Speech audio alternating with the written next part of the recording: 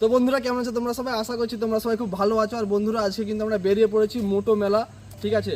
তো মোটো মেলাতে অনেক সেট আপ লাগিয়েছে, অনেক বাইরের স্টেট থেকেও অনেক সেট আপ এসছে উড়িষ্যাতে নিজের জলবা দেখানোর জন্য।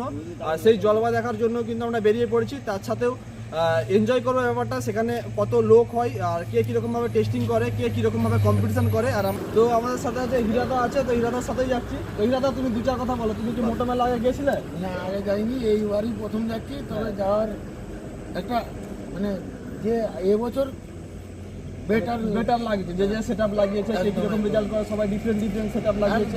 ঠিক তবে আছে, আমাদের ধর্ম মিউজিক ওয়ার্ল্ডের মাল লাগছে ওইটা দেখানো।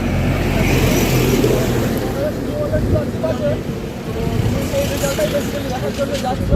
আরো অনেকে আমাদের সাথে আছে, যেটা রাস্তা যেতে যেতে কথোপকথন হবে। ঠিক আছে, মিউজিকের মালিক আছে। আচ্ছা, আর কে কে আছে ইন্ট্রোডাকশন করে দাও। এখানে আছে বিট সাউন্ডের মালিক। আচ্ছা, আর এটা হচ্ছে আমাদের সবার প্রিয় ভাই বাচ্চু ভাই। আচ্ছা, আর পেছনে এখানে আমার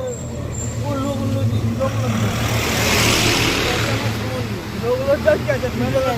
ভিডিওতে তো অনেকবারই দেখেছে। ঠিক আছে, দুই ইলেকট্রনিক্সের ম্যানেজার।